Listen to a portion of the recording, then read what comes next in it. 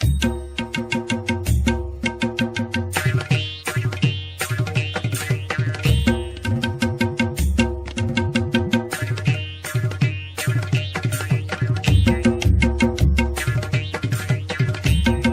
जाता है 19वीं सदी थी प्रगति की, 20वीं सदी तो रही वो तर्क की थी, और 21वीं सदी है वो तनाव की सदी है।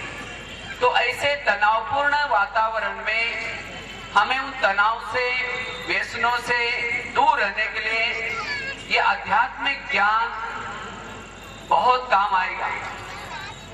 क्योंकि इस ब्रह्मा कुमारी ईश्वरीय विश्वविद्यालय में जो ज्ञान दिया जाता है या राजयोग का अभ्यास सिखाया जाता है, इस बातों से हम कोई भी परिस्थिति में तनाव से मुक्त रह सकते हैं।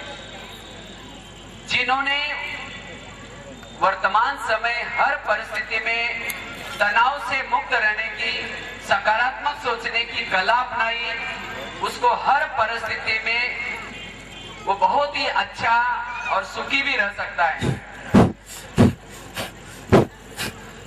वैसे कई तो सोचते हैं मुझे तनाव तब आता है अगर कोई मेरे साथ गलत व्यवहार करता है। मैं तो इनके कभी रास्ते में जाता नहीं, मैं कभी कुछ बोलता नहीं, लेकिन जब मुझे दूसरा कोई तंग करता है तब मुझे तनाव आता है। लेकिन नहीं, अगर हमारे साथ कोई गलत व्यवहार कर रहा है इसका मतलब जरूर हमने भी कभी उसके साथ किया है। एक बहुत अच्छी कहानी मैंने कुछ दिन पहले एक मैगजीन में लिखी थी। तो कहते दो व्यक्ति कहीं जा रहे थे, एक था बेईमानी करने वाला था और दूसरा था ईमानदार करने वाला। तो दोनों कहीं जा रहे थे, तो जाते जाते रास्ते में क्या होता है, जो बेईमानी करता है उसको पैसे का पैकेट मिलता है। तो ईमानदार उसको बोलता है किसी का गिर गया होगा आप दे दो। तो बेईमान वाला बोलता है कि मैं सोचा कि आधा हिस्सा तुमको भी दो, लेकिन तुम तो बहुत ईमानदार निकले हो, इसीलिए मैं क्या करूंगा, ये अपने पास रखूंगा। आगे गया, जो बेईमान ईमानदार था उसके पाँव में 2 कांटे चुभ गए। तो बेईमान वाला बोलता है कि देख मैं तो बेईमानी करता हूँ, मुझे भगवान ने क्या दिया, पैसा दिया, और तुम तो बहुत ईमानदार हो, तुम्हें क्या किया, कांटा चुभाया। तो इसका मतलब तुम कितना ईमानदार हो इसे पता चलता है। तो वास्तव में कांटा किसको चुभना चाहिए था, जो बेईमानी करता है उसको, लेकिन चुभा ईमानदार को। और ये दृश्य ऊपर से ब्रह्मा विष्णु शंकर देख रहे थे, उनको तो बड़ा वंडर लगा। तो उनको लगता है कि भगवान के संसार में नीचे अन्याय हो रहा है। तो शिव जी के पास जाते हैं और शिव जी को बोलते हैं कि शिव जी आपके संसार में नीचे अन्याय हो रहा है। तो शिव जी ने कहा ऐसा कैसा हो ही नहीं सकता, मैं तो सदा निश्चिंत होकर रहता हूँ, क्योंकि मैंने सभी आत्माओं को समझा के भेजा है। अगर तुम अच्छे कर्म करोगे तुम्हें अच्छा ही फल मिलेगा, चाहे कोई भी युग हो। अगर बुरा कर्म करेगा तुम्हें बुरा ही फल मिलेगा। तो ब्रह्मा विष्णु शंकर ने कहा कि यही हम आपको बताने के लिए आए हैं। एक ईमानदार व्यक्ति था, उसको अपने कांटा चुभाया, और बेईमानी करता तो उसको पैसा दिलाया। शिव जी ने कहा ये कैसा हो सकता है। फिर उनके क्या क्या पुनर्जन्म देखे, पहले जन्म, जब पहले जन्म देखे जो बेईमानी करता था वो पिछले जन्म में ईमानदार था, और इतना ईमानदार था उसको बहुत बड़ा प्राइज मिलने वाला था। लेकिन लोगों ने उसको, जब ईमानदार था उसको उस समय तंग किया। इसी समय वो सोचता है कि यार मैं ही इतना ईमानदार हूँ और मुझे ये लोगों ने तंग किया, मैं अगले जन्म में कभी भी ईमानदार नहीं बनूंगा। और उसी संकल्प से वो इस जन्म में बेईमानी करना शुरू करता है, और उसका जो ईमानदारी का जो फल मिलना था वो कम होना शुरू होता है। कम होते होते होते एक पैसे का पैकेट जितना बचा, इसीलिए उसको पैसे का पैकेट मिला। और जो बेईमानी करता था, जो ईमानदार करता था, पिछले जन्म में बेईमानी करता था, और इतनी बेईमानी की इसीलिए उसकी मौत की सजा थी। लेकिन मरते मरते सोचते अरे मैंने बहुत बेईमानी की, अगले जन्म में अच्छा बनूंगा। लेकिन जब अच्छा बनता है, ईमानदार बनता है, उसकी जो मौत की सजा कम होते होते होते 2 कांटे जितनी रही। तो कहने का मतलब इस संसार में अगर जिन्होंने कर्मों की हुई गति जानी, उसके लिए तनाव कभी भी नहीं आ सकता। हर परिस्थिति में वो सहनशील बन करके तनाव से मुक्त रह सकता है। तो इसीलिए इस ईश्वरीय विश्वविद्यालय में सत्संग के माध्यम से कुछ ऐसे ज्ञान की बातें सुनाई जाती हैं जिससे कारण सारा दिन कोई भी परिस्थिति में हम तनाव से मुक्त रह सकते हैं। इसीलिए वर्तमान समय सत्संग की बहुत जरूरी है।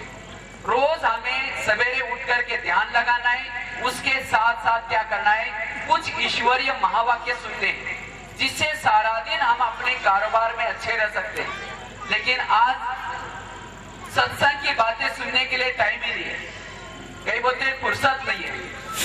देखो आपको एक सत्संग का बहुत अच्छा महत्व, सत्संग का क्या महत्व है उसकी भी एक बहुत अच्छी कहानी सुनाते हैं। एक जगह पर चोरों का परिवार था, पूरे बच्चे सब चोरी करते हैं, बाप भी चोरी करता है। तो एक बार क्या होता है, बाप अपने बच्चों को बिठा करके सुनाता है, आप लोग कभी भी, राजेश जी अग्रवाल आए हैं तो सभी ताली बजा करके उनका स्वागत करेंगे।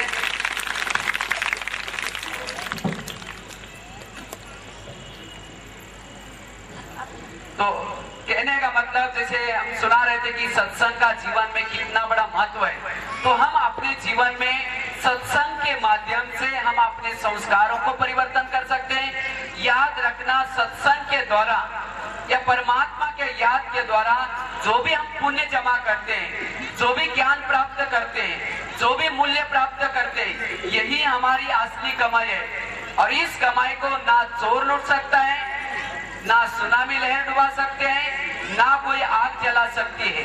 तो इसीलिए यही हमारी असली कमाई है। तो इस मेले के माध्यम से जैसे कहा जाता है, कुंभकर्ण को लंका जलने से पहले जगाया, लेकिन वो जग तो गया, लेकिन फिर करवट बदल करके फिर सो गया। और उसके बाद लंका जब जल गई तब उठाया, उठ तो गया लेकिन कुछ नहीं कर पाया। तो इसी मेले के माध्यम से आज परमपिता शिव परमात्मा ने हम सभी आत्मा को जगाया है। जागो, आज संसार में देख रहे हैं कुछ ना कुछ, परमात्मा का तो कहते हैं, मेरे सामने 5 तत्व आकर के रोज पूछते हैं कि बाबा हम अपना विनाश का काम चालू करें, लेकिन परमात्मा कहते हैं कि रुको, अभी थोड़ी मेरे बच्चे तपस्या कर रहे हैं। तो इसीलिए समय बड़ा कम है। तो इसीलिए हम अपने जीवन में जो करना है, जैसे बनना है, जो कुछ प्राप्त करना है, अब करना है, क्योंकि यही बातें आज हमारे साथ में जाएंगी। जैसे मनोरमा बहन जी भी कह रहे थे, ये संसार अभी परिवर्तन होने वाला है, तो इसीलिए हमारे साथ में क्या जाएगा। तो इसीलिए सत्संग के माध्यम से हम अपने जीवन में पुण्य जमा करें, और इस पुण्य के आधार से हमारे जन्म जन्मांतर के भाग्य बन सकते हैं।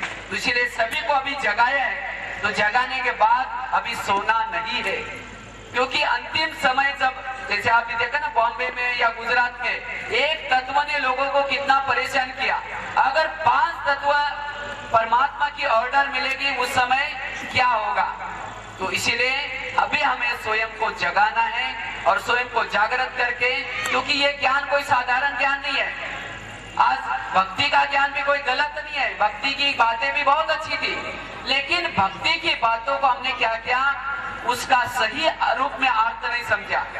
देखो भक्ति में कहा है कि तुम क्या करना, बलि चढ़ाना, लेकिन लोगों ने कौन सी बलि चढ़ाई, मैं करने वाली बकरी की बलि चढ़ाई। वास्तव में कौन सी बलि भगवान ने कहा था, तुम जो सारा दिन मैं करते हो, मैंने किया, मैं करता हूँ, इस मैंपन को छोड़ो। लेकिन हमने क्या किया, अपने मैंपन को तो छोड़ा नहीं, मैं करने वाली बकरी को काट दिया। उस अर्थ का क्या किया, अनर्थ किया। जैसे भक्ति मार्ग में कहा कि आप क्या करना, चप्पल उतर करके मुझे मिलने के लिए आना, लेकिन हमने क्या किया, वो स्थूल चप्पल उतार दी चमड़ी की और अंदर गए। परमात्मा ने कहा था कि इस देह वाहन की चप्पल को उतर करके, भूल करके मुझे मिलने के लिए आना, ये उसका सही अर्थ था। भक्ति मार्ग में कहा था कि तुम उपवास करना, कौन सा उपवास, उप मलम नजदीक, वास मना रहना, मन बुद्धि से मेरे नजदीक रहना। लेकिन हमने क्या किया, न खाने पीने का उपवास किया, तो सारा दिन बुद्धि कहाँ गई, पेट की तरफ गई, कहीं कि मैंने कुछ नहीं खाया, मेरा आज व्रत है। तो जो बातें आज भक्ति में सुनी हमने, उसके आध्यात्मिक अर्थ नहीं समझे। जैसे अभी दिवाली आ रही, तो दिवाली में क्या करते हैं, घर बार की सफाई चल रही, कचरा वगैरह निकाल रहे, दीपक जला रहे, तो लक्ष्मी आएगी।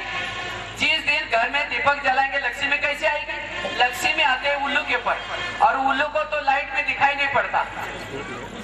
कभी सोचा इसके प्रति, वास्तव में कौन दीपक जलाने के लिए बोला था। और इस मन के अंदर जो ईर्ष्या, घृणा, नफरत, ये जो जाली लगे उस जाली को निकालने के लिए कहा था।